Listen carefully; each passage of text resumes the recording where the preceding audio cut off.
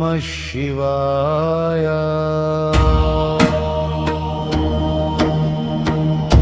नमः शिवाय। ॐ कालकालाय नमः। ॐ महाकालाय नमः। परमध्येयमी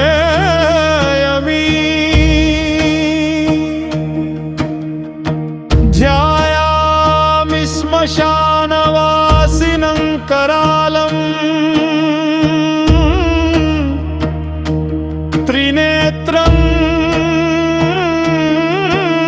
नीलकण्ठं महाबलम्।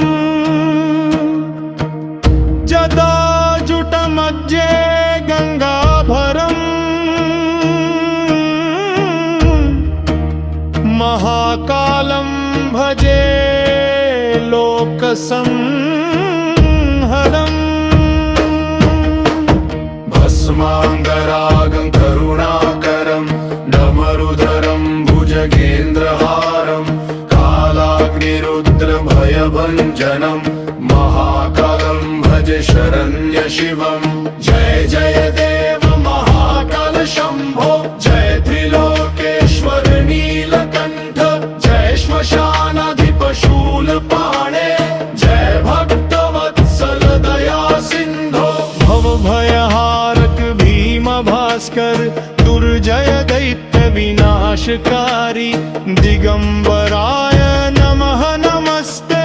महाकालाय नमो नमस्ते।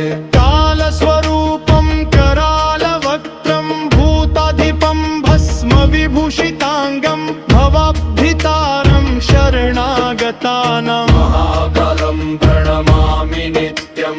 तव ताण्डवे कंपति भूतलोकनिनादयन्ते डमरुध्वनिनः। विनश्यते पापसमूहजालम्। महाकालस्य पदाम्बुजे कम्पन्ति मेरुस्खलति क्षितिश्च। भ्रश्यन्ति लोकाः स्रवति दिशाश्च। यदा करालं वपुरुज्ज्वलं ते। महापादहित्यतिरोधरूपं त्रिशूलधारं भुवनैकनाशं। कालाग्निरुद्रं प्रलयस्वरूपं वन्दे महाकालमहाभयानकं। भक्ताभयप्रद शिवं शिवाय। न मे धनं न जनं न सौख्यं न राज्यभोगं न च कामकाच्छा।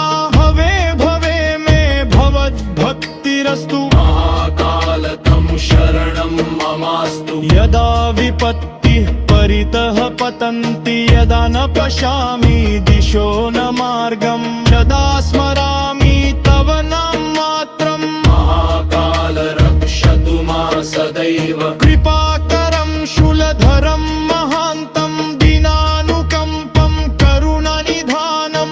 नमामि नित्यं भवदङ्घ्रिपद्मम्। महाकाल तं शरणं प्रपद्ये। यस्य स्मरणादेव विनश्यते पापराशिः।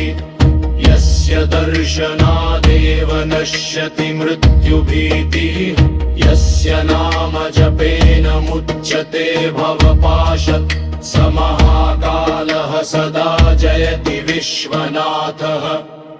न कालो न मृत्यु न भयं न शोक न रोगदैन्यं न च दुःखलेशः भवेत् कदापि तव भक्तचित्ते। महाकाल तं हृदि संस्थिते। काल काल महाकाल प्रलयानलरूपिणे।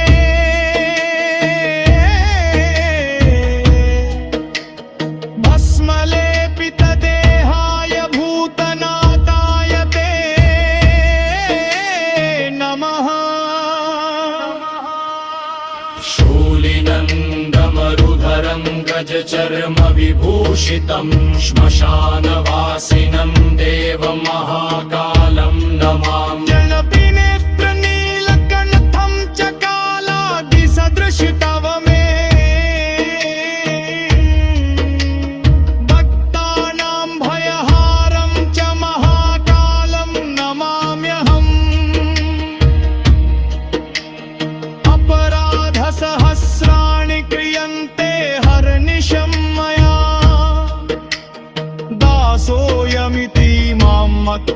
क्षमस्व महाकाल भो त्वमेव माता च पिता त्वमेव बन्धुश्च सखा त्वमेव सर्वं मम देव महाकालनाथ नमो नमस्ते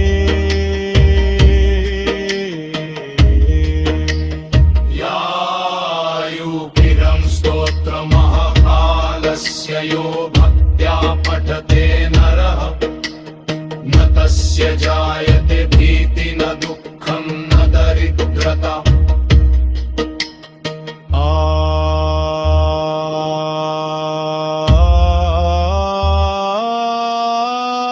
आयुकीर्तिं यशो धैर्यं पुत्रपौत्र प्रवर्धनम् यत्सति